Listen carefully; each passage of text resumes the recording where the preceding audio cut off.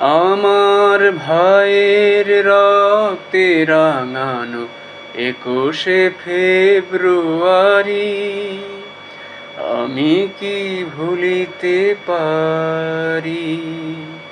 ছেলেহারা শত মায়ের অশ্রু গড়ায় ফেব্রুয়ারি আমি কি ভুলিতে পারি। আ আ আ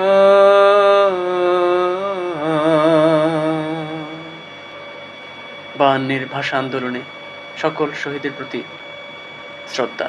মহান আল্লাহ তাআলা তাদেরকে জান্নাতবাসী করুন। সবাই তাদের জন্য দোয়া করবেন। আল্লাহ তাআলা যেন তাদের এই ত্যাগকে কবুল করে নেন। আমিন।